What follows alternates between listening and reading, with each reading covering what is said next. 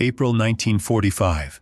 Western Germany. The Third Reich is collapsing, not with a single dramatic moment, but with 1,000 small surrenders happening every hour. Along muddy roads and broken villages, German units stumble westward with white cloth tied to rifles. Trucks run out of fuel. Radios fall silent. Officers who once spoke in confident commands now speak in tired whispers, simply telling their men to find the Americans, because at least the Americans will feed them. But in those final weeks of the war, the Allies discovered a problem they had not planned for. Not a tank problem, not an artillery problem, a human problem. Because among the prisoners moving toward Allied lines were not only German soldiers, there were German women in uniform, teenagers, clerks, signal operators, anti-aircraft auxiliaries, staff workers. Not front-line combat troops in the classic sense, but part of the military machine all the same. And when they arrived at improvised processing camps near the front, their presence forced Allied officers to face a question the war had not prepared them to answer. What do you do with female prisoners of war, when every system you built assumed prisoners would be male? By 1945, Germany had mobilized enormous numbers of women into auxiliary service. They were known broadly as Helferinnen, helpers, assigned to communications, clerical duties, air defense support, and administrative work. At first, the Nazi state had tried to preserve an image of war fought by men. But war does not respect images. By the final year, manpower shortages were so severe that the regime pulled women deeper into uniformed roles. They wore field gray clothing.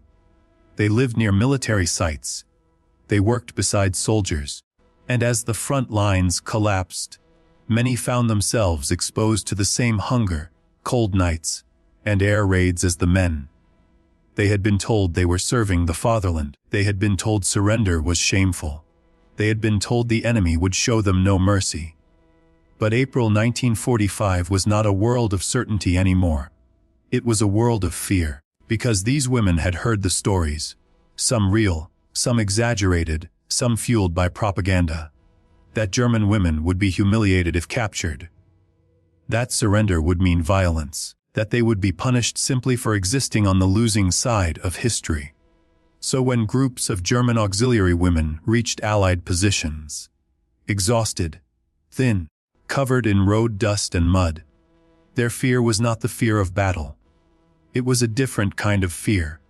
The fear of what happens after the fighting ends. Allied processing camps in 1945 were built for speed. They were designed to handle mass surrender. Thousands of captives every day. A prisoner would arrive. His name and unit would be recorded. Weapons taken. A quick search. A medical check. Then movement to a holding area.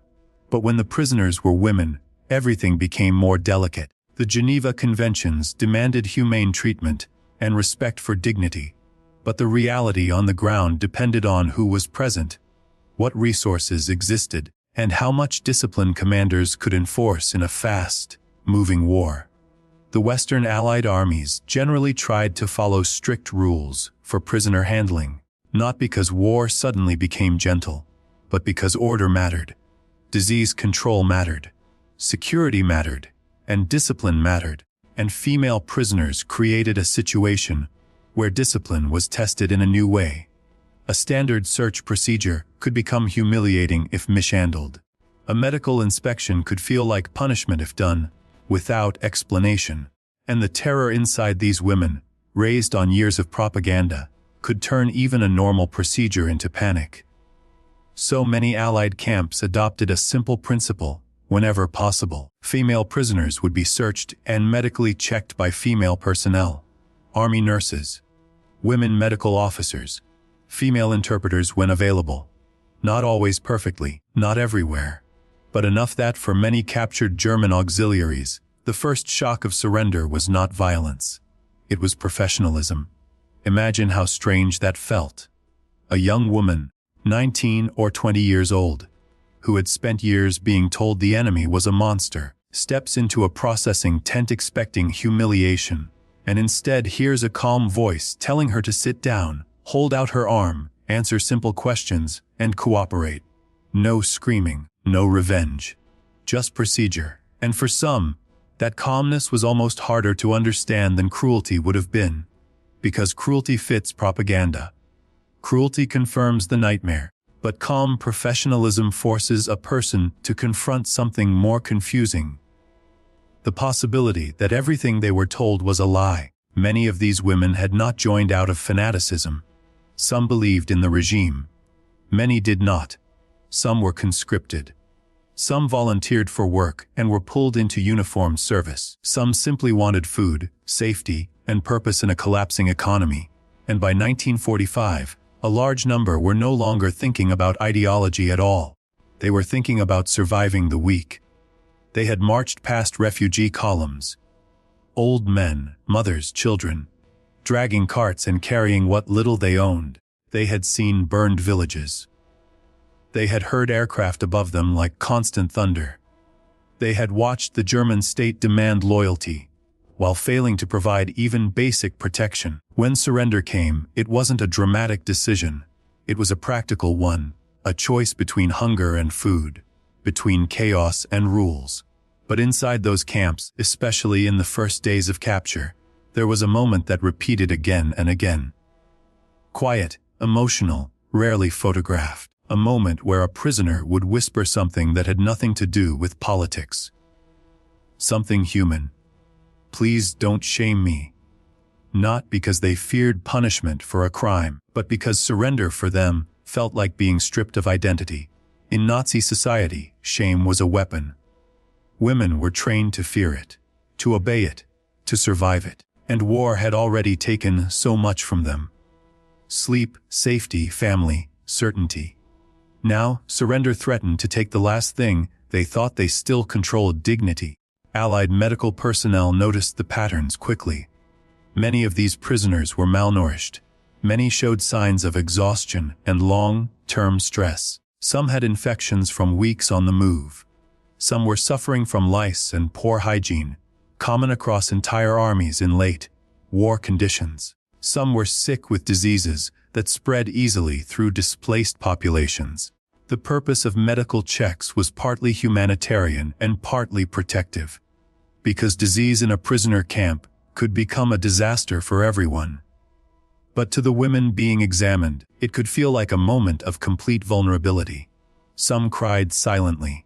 Some froze and stopped responding. Some tried to act like soldiers, standing stiff, answering sharply, forcing dignity back into their bodies through discipline.